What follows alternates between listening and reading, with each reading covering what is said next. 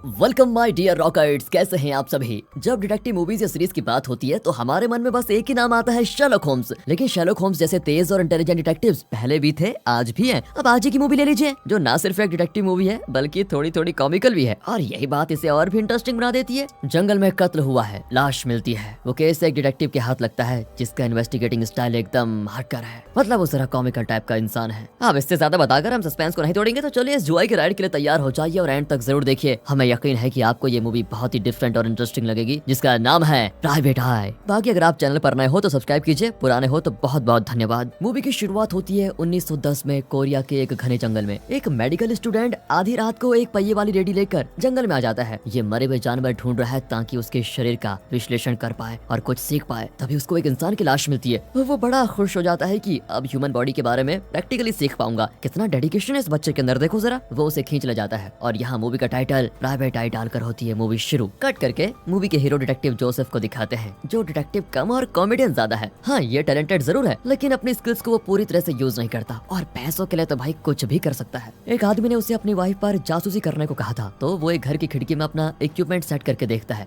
पति कहता है अब मुझे भी दिखाओ, पर अपना डिटेक्टिव कहता है कि पहले पैसा फिर एंटरटेनमेंट। वो आदमी पैसे पकड़ाकर अंदर देखता है तो आग बबूला हो जाता है। अपनी वाइफ और उसके बॉयफ्रेंड को मारने के लिए वो अंदर भागता है। तो यहाँ जोसेफ उस इक्विपमेंट को एक फ्लैशलाइट वाले कैमरे की तरह बनाकर एक शानदार शॉट लेता है, जिसमें उसका क्लाइंट अपनी पत्नी को मारने जा रहा है। बस फिर क्या था, फिर उस फोटो को लेकर वो एक न्यूज़पेपर एजेंसी को बेचकर ढेर सारे पैसे ले लेता है। देख लिया इसकी शातिरी। लेकिन ये तेरे पैसे कमाना क्यों चाहता है? दरअसल उसे यूएस जाने के लिए 500 वॉन की जरूरत है। वॉन यानी कि कोरिया की करेंसी। पर ये यूएस क्यों जाना चाहता है? जोसेफ कहता है कि सुना है वहाँ कई पति पत्नियां अपने पति से छुपकर अफेयर कर लेती है। अगर मैं वहाँ गया तो सारे पति मेरे क्लाइंट्स बन जाएंगे और मैं माला माल। अगले सीन में दो छोटी लड़कियां बड़ी मेहनत से किसी सर्कस का पोस्टर चिपका रही होती हैं, पर जोसेफ उस पोस्टर के ऊपर अपना एड चिपका देता है कि लापता लोगों का पता लगाना हो तो मुझे कांटेक्ट कीजिए। कट करके एक सर्जरी को दिखाते हैं, जिसमें इन्फेक्शन की वजह से एक आदमी का हाथ काटा जा रहा है। उस जमाने में एनेस्थीसिया नहीं दिया जाता था। पेशेंट दर्द से तड़प रहा होता है। चीफ डॉक्टर के कोई भी स्टूडेंट्स ठीक से उन्हें असिस्ट नहीं कर पाते, लेकिन एक नया स्टूडेंट उनकी बड़ी मदद करता है। उस आदमी की एक नस काटने के लिए सभी स्ट्रगल कर रहे होते हैं, लेकिन ये नया लड़का उस नस का पता लगाकर आराम से काट देता है। इससे चीफ डॉक्टर बहुत इंप्रेस होता है। ऑपरेशन के बाद पता चलता है कि पेशेंट के पास पैसे है ही नहीं। हाँ, ये सुनकर डॉक्टर कहता है कि उसके गाय भैंस उठा लाओ, वही हमारी फीस होगी। फिर वो नए लड़के से पूछता है कि तुमने इतनी बारीकियां कहाँ से सीखी? वो कहता है कि मैं मरे हुए जानवरों को काटकर उनके ऑर्गन्स, नर्व्स वगैरह को स्टडी करता हूँ। शाबाश बेटा, आज से तू मेरा राइट हैंड, समझे? ये कहकर डॉक्टर चला जाता है। बाकी स्टूडेंट्स तो जलकर राख हो रहे होते हैं कि ये नया लड़का इतना खतरनाक कैसे हो गया, लेकिन वो बड़ा खुश होता है। इस लड़के का नाम है विलियम। दूसरी ओर जोसेफ बहुत सारे पैसे कमा चुका है। अगले सीन में एक इंस्पेक्टर और उसके असिस्टेंट को दिखाते हैं, जो बड़ी टेंशन में एक मिनिस्टर के घर जा रहे हैं। मिनिस्टर का बेटा, जिसका नाम रियान है, उसका कत्ल हो गया है, लेकिन लाश गायब है। अब इंस्पेक्टर कुछ ज्यादा ही भोंदू है और क्राइम सीन पर जाकर कहता है कि जल्दी जल्दी खून साफ करो, अगर मिनिस्टर ने देख लिया तो उसका सर फिर जाएगा। इतने में मिनिस्टर आ जाता है और खून देखते ही सीधा बेहोश। होश आने पर वो इंस्पेक्टर से कहता है कि तुम इस केस को सॉल्व कर दो, मैं तुम्हें डबल ट्रिपल प्रमोशन दिलवा दूंगा, बस केस सॉल्व कर दो। इंस्पेक्टर भी बाहर जाकर दिन में सपने देखने लगता है। फिर अपने असिस्टेंट से कहता है कि एक काम करो, इस केस को हमें अलग तरीके से इन्वेस्टिगेट करना होगा। तुम्हारे हिसाब से इस कत्ल को सबसे पहले किसने देखा होगा?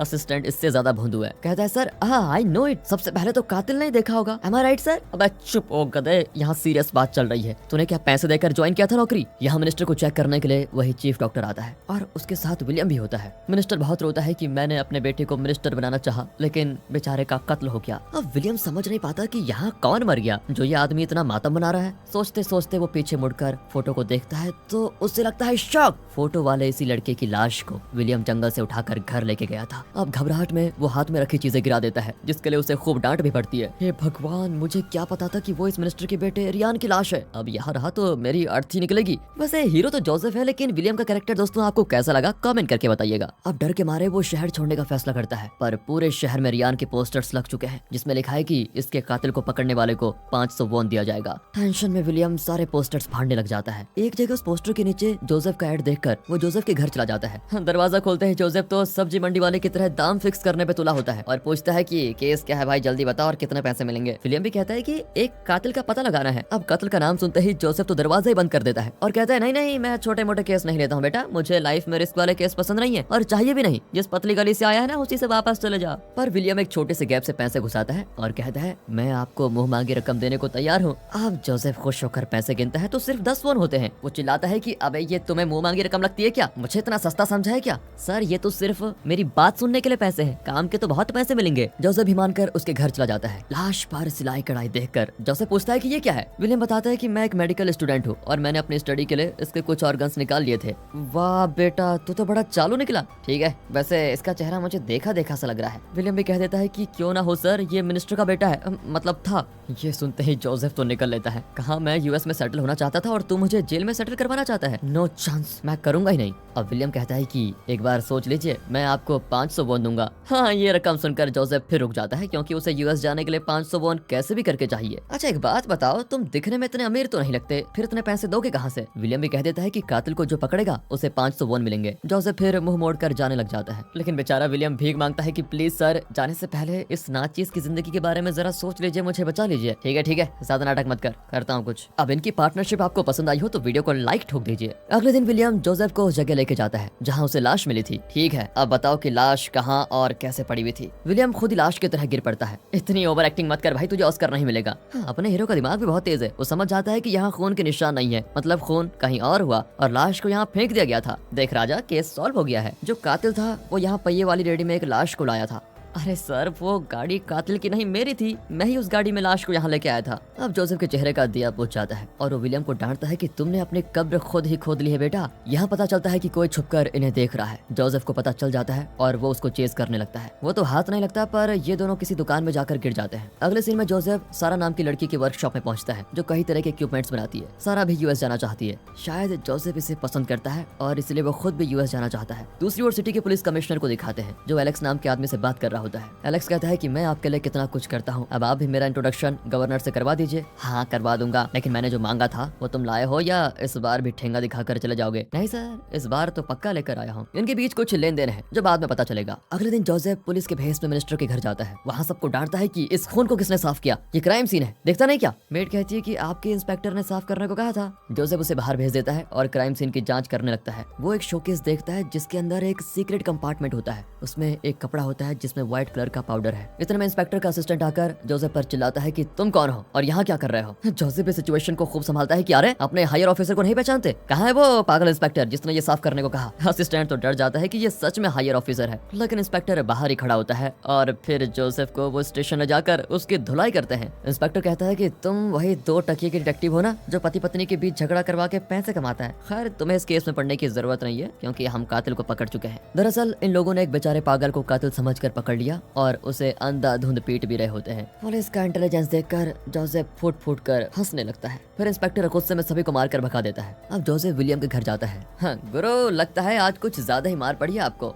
गलती तूने की और भुगत मैं रहा हूँ, लेकिन सुन ले चले, इस बार मुझे एक जबरदस्त क्लू मिला है। ये कहकर वो अपनी पैंट के अंदर हाथ घुसाता है। गुरु, ये भी कोई क्लू रखने की जगह है? छी।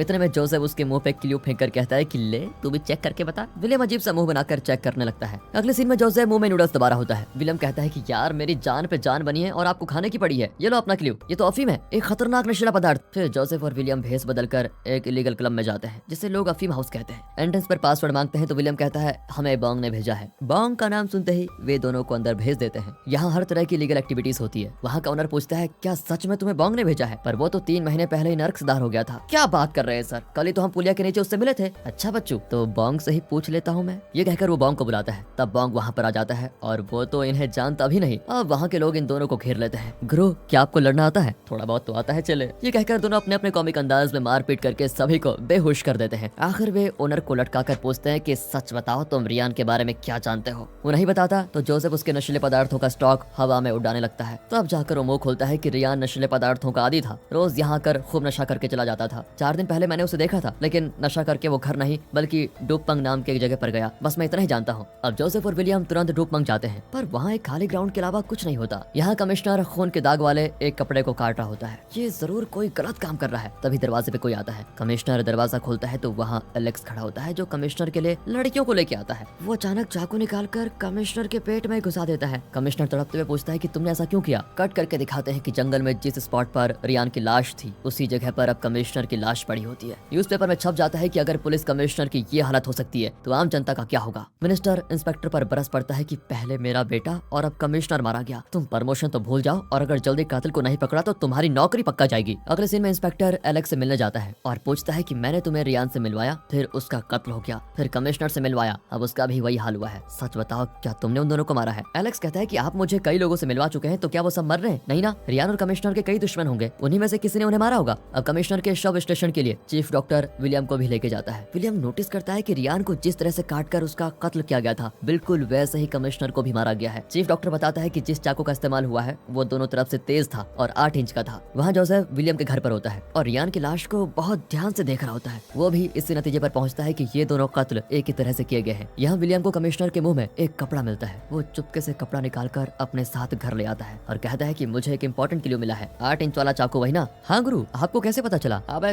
तभी तो मैं तेरा गुरु हूँ, आगे बोल। कमिश्नर के मुंह में ये कपड़ा था और मेरे ख्याल से जब कातिल कमिश्नर को मार रहा था तो शायद कमिश्नर ने अपने बच्चाओं में उसे काटा होगा और उसके ड्रेस का ये टुकड़ा कमिश्नर के मुंह में फंस गया होगा। जोसेफ विलियम को शाबाशी देता है कि वाह बेटा, मेरे साथ रहकर तो भी इंटेलिजेंट हो गया है। अब दोनों उस कपड़े को लेकर सारा के पास जाते हैं। वो अपनी लैब में उस कपड़े को टेस्ट करके बताती है कि ये डिफरेंट टाइप का कपड़ा है, इसमें फूल वगैरह बने हुए हैं। इस तरह के कपड़े तो सर्कस के लोग पहनते हैं। सर्कस शब्द सुनते ही जोसेफ को उस पोस्टर की याद आती है जिस पर उसने अपना पोस्टर चिपकाया था। वो तुरंत वहाँ जाकर अपना पोस्टर निकालता है तो उस सर्कस का पोस्टर देखता है जो डूपमंग में होने जा रहा है। रियान भी इसी जगह पर गया था। वे फिर वहाँ जाकर पता लगाते हैं कि वहाँ सर्कस हुआ करता था। अब जोसेफ को पता चल चुका है कि रियान का डूपमंग जाना, वहाँ सर्कस का लगना और उस सर्कस का ड्रेस कमिश्नर के मुंह में पाया जाना, ये सब कहीं ना कहीं कनेक्ट हो रहा है। बस उस लिंक का पता लग जाए तो ये केस सॉल्व हो जाएगा। अब वो सर्कस दूसरी जगह लगा होता है तो वो दोनों वहाँ जाते हैं और वहाँ स्टेज पर आता है एलेक्स। वो इस सर्कस में ह्यूमन टारगेट पर चाकू फेंक कर करतब दिखाता है। वो ऑडियंस से पूछता है कि कौन दिलेर मेरे चाकू का टारगेट बनना चाहता है। इस पर जोसेफ अपना हाथ उठाता है, लेकिन जब पता चलता है कि एलेक्स अपनी आंखों पर कपड़ा बांधकर तब चाकू फेंकेगा तो जोसेफ गिड़गिड़ाने लगता है। लेकिन वो एक समझदारी का काम भी करता है। वो कहता है कि अगर मैं आखिर तक यहाँ जिंदा खड़ा रहा तो मेरी दिलेरी के लिए तुम्हें एक गिफ्ट देना होगा, मुझे तुम्हारा एक चाकू चाहिए। एलेक्स मान जाता है और अंत में जोसेफ पर चाकू न लगने की वजह से एलेक्स उसे अपना चाकू गिफ्ट दे देता है। अगले सीन में जोसेफ रियान के पेट में एक फनल घुसाता है जहाँ उसे चाकू लगा था। फिर उसमें मोम डालकर कुछ देर के बाद बाहर निकालता है तो ठंडा मोम एक चाकू की शेप में निकलता है और इस मोम के चाकू को एलेक्स के चाकू से कंपेयर किया जाता है। दोनों हूबहू मैच करते हैं।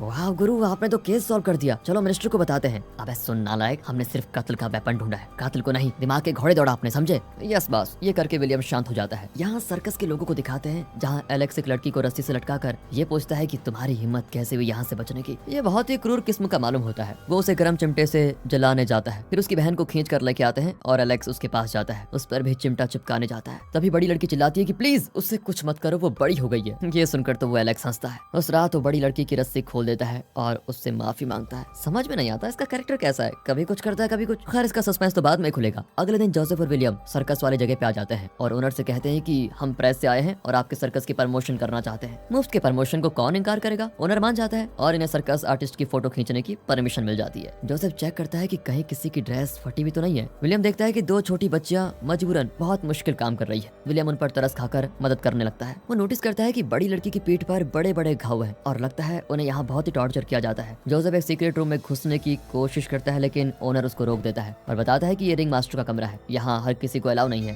फिर जोसेफ सारा को एक लेटर भेजता है कि तुम्हारा गैस सही था, इसमें सर्कस का कोई ना कोई कनेक्शन तो जरूर लग रहा है। मुझे रिंग मास्टर पे शक है। वो कभी बच्चों के साथ बुरा बिहेव करता है तो कभी प्यार से बात करता है। अगर तुम पता लगा सको कि इस शहर में इस सर्कस के बारे में और रिंग मास्टर के बारे में कैसी अफवाहें फैली हुई है तो मेरे लिए वो इन्फॉर्मेशन यूजफुल रहेगी। सारा तुरंत काम पे लग जाती है। वो उन जगहों पे जाती है जहाँ बड़े घर के लोग मिलते हैं, उनके बीच हो रही गपशप को वो सुनने लग जाती है। कट करके इंस्पेक्टर को दिखाते हैं जो एलेक्स को बताता है कि मिनिस्टर ने उसे 2 दिन का टाइम दिया है। अगर तब तक कातिल और रियान की लाश का पता नहीं चला तो मेरी नौकरी चली जाएगी। इन दोनों के बीच कोई डीलिंग चल रही है। अब एलेक्स कहीं से एक लाश उठा लाता है और उसे कुछ केमिकल्स की मदद से ऐसे सेट करता है कि मानो वो रियान की लाश है और इतने दिनों में सड़ चुकी है। इंस्पेक्टर एक गरीब आदमी से मिलता है जो अपने हाथ के ऑपरेशन के लिए चीफ डॉक्टर को फीस नहीं दे पाया था। इंस्पेक्टर उसे कत्ल का इल्जाम अपने सर लेने को कहता है और प्रॉमिस करता है कि तुम्हारी फैमिली को मैं पैसे दूंगा। वो बेचारा भी पैसों के लिए मान जाता है। अगले दिन पुलिस उसे प्रेस के सामने लेके जाती है और कहती है ये खुद हमें रियान की लाश दिखाने जा रहा है। वहाँ इंस्पेक्टर की सेट की भी दूसरी लाश पड़ी होती है। सड़ने की वजह से चेहरा भी पहचान में नहीं आता और लोग मान लेते हैं कि ये रियान है। पर जोसेफ स्टेशन जाकर इंस्पेक्टर को रियान की लाश की फोटो दिखाता है, जिसको देखकर तो इंस्पेक्टर चौंक जाता है और कहता है ये तुम्हारे पास कैसे आई। जोसेफ बताता है कि कातिल आगे भी कत्ल करेगा और अब तुम भी फंस जाओगे, क्योंकि तुमने जिसे पकड़ के रखा हुआ है वो कातिल नहीं है। मुझे 3 दिन का टाइम दो, मैं असली कातिल को पकड़ के लेके आऊंगा। अब इंस्पेक्टर कहता है कि मुझे तो सिर्फ 2 दिन का टाइम मिला है, उसके अंदर तुम कातिल को पकड़ लाओ वरना मेरी तो नौकरी चली जाएगी। अगले सीन में जोसेफ सर्कस में घुसकर उस फटे हुए ड्रेस का पता लगा ही लेता है, लेकिन तब उसके सर पर कोई वार करता है। यह है एलेक्स। जोसेफ उससे खूब लड़ता है और कहता है कि मेरे पास तुम्हें कातिल साबित करने के लिए पक्का एविडेंस है, अब तुम बच नहीं सकते।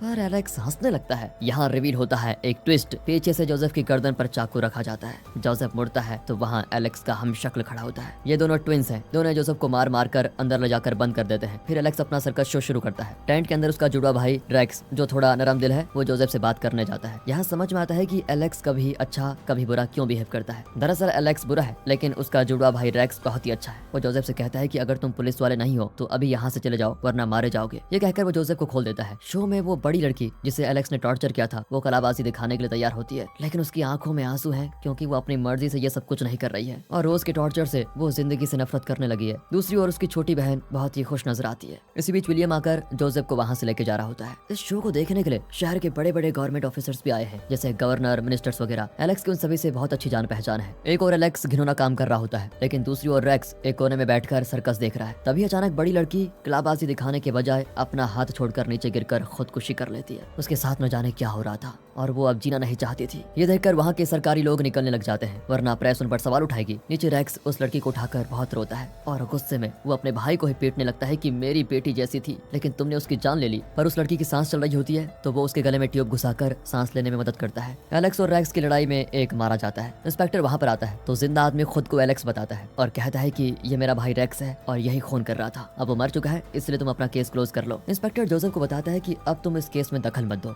रेक्स एक खूनी था। ये कहकर वो जोसेफ के पॉकेट में थोड़े पैसे घुसाकर चला जाता है। विलियम उस लड़की को चीफ डॉक्टर के पास लेके जाता है, पर चीफ डॉक्टर बिना पैसे के कुछ नहीं करता। विलियम उस पर चिल्लाता है कि तुम डॉक्टर नहीं कुछ और ही हो, मैं खुद ही उसे बचा लूंगा। हाँ, ये कहकर वो लड़की का ट्रीटमेंट करने लगता है। अब जोसेफ का यहाँ पर कोई काम नहीं है और वो यूएस जाने के लिए तैयार हो जाता है। वो सारा से मिलने जाता है तो वो एक सस्पेंस रिवील करती है। उसने जिन लोगों की गॉसिप सुनी थी उसमें पता चलता है कि पुलिस कमिश्नर बहुत ही गिरा हुआ आदमी था, जो छोटी बच्चों के साथ बहुत बुरा करता था और बुरा काम करते हुए उनके कपड़े में जो खून लगता था उसे संभाल कर रखता था। ऐसा साइको था वो। ये सुनकर तो जोसेफ का सर चकराने लगता है। अब इस केस की सारी पहलियां सुलझने लगती हैं। एलेक्स छोटी लड़कियों को खरीदकर शहर के बड़े आदमियों के पास बेचने वाला दलाल है। वो उन लड़कियों को सर्कस में काम देने के बहाने लेके आता था, लेकिन उन्हें बड़े बड़े ऑफिशियल्स के पास भेजकर बहुत पैसा कमाता था। उसके जुड़ा भाई रेक्स को ये सब कुछ ठीक नहीं लगता था, इसलिए वो उन बड़े ऑफिशियल्स को एक एक करके खत्म करने लगा। रेक्स अच्छा आदमी था लेकिन अब वो मर चुका है और एलेक्स जो बुरा आदमी है वो जिंदा है। आगे भी वो छोटी बच्चों को अपना शिकार जरूर बनाएगा। ये सोचते सोचते जोसेफ सीधा सर्कस में जाकर ओनर को मारता है कि सच बताओ उस लड़की की बहन को कहाँ भेजा गया है। वो बताता है कि वो गवर्नर के घर में है। जोसेफ को आता है गुस्सा और वो एंटर करता है गवर्नर के बंगलों में। इससे पहले कि गवर्नर बच्ची को हाथ लगा पाए,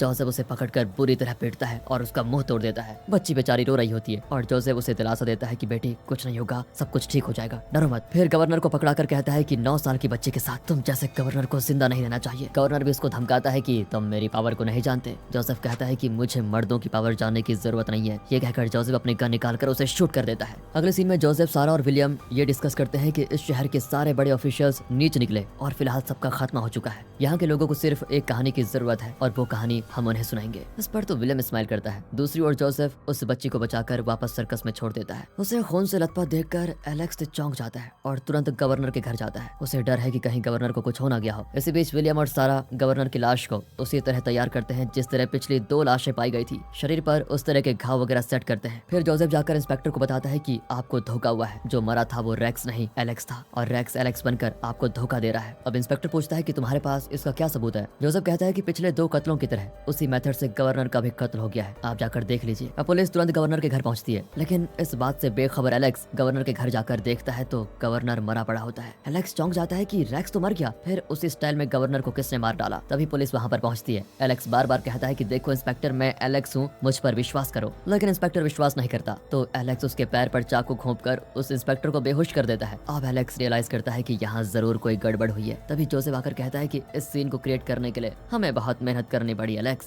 ये कहकर वो गवर्नर की लाश को लात मारता है तो पता चलता है कि गवर्नर मरा ही नहीं। दरअसल वो एलेक्स के मुंह से सच सुनना चाहता था, इसलिए उसने ऐसी सेटिंग की। इस पर एलेक्स और जोसेफ के बीच घमासान लड़ाई होती है और दोनों दीवार तोड़कर एक सीक्रेट रूम में पहुंचते हैं। वहाँ हर तरफ अफीम नाम का नशीला पदार्थ रखा होता है। पूरे शहर को ये पदार्थ यहीं से सप्लाई किया जाता था। तब जोसेफ को पता चलता है कि एलेक्स इन गवर्नमेंट ऑफिशियल से अफीम लेता था और बदले में उनके पास छोटी लड़कियों को भेजता था और अफीम को बेचकर पैसे कमाता था। अगले दिन न्यूज छपती है कि शहर का अफीम माफिया पकड़ा गया और सारा स्टॉक डिस्ट्रॉय कर दिया गया है। विलियम कहता है कि मुझे मेडिकल प्रोफेशन से ज्यादा आपका प्रोफेशन इंटरेस्टिंग लगता है। दोनों पार्टनर बनकर और भी केसेस को सॉल्व करने का फैसला करते हैं। तभी कुछ लोग इनसे मिलने आते हैं। वे बताते हैं कि हम तुम दोनों को बहुत ध्यान से वॉच कर रहे हैं। तुम दोनों कमाल के डिटेक्टिव्स हो, क्या तुम मेरे लिए काम करोगे? तुम्हें मेरा एक सीक्रेट लेटर ढूंढना है, लेकिन इस काम में बहुत ज्यादा खतरा है। विलियम पूछता है कि कैसे खतरे आएंगे? जोसेफ कहता है कि खतरनाक काम तो हमें बहुत पसंद है, बस आप पैसों की बात कीजिए, कितना मिलेगा? वो आदमी जोसेफ को एक बहुत ही मोटी रकम देने के लिए मान जाता है और अपने आदमियों को लेकर चला जाता है। विलियम की सच में समझ में नहीं आता कि बिना कुछ जाने जोसेफ इस केस को क्यों ले रहा है। तब जोसेफ बताता है कि अरे मेरे घोंचू चेले, उस आदमी को तुमने पहचाना नहीं क्या? अबे वो अपने देश का राजा है, राजा। आज से हम राजा के लिए काम करने जा रहे हैं। विलियम तो नाचने लगता है कि गुरु अब तो हम दोनों लाइफ में सेटल हो जाएंगे, समझो। ये कहकर दोनों गले लगकर उछलने लगते हैं और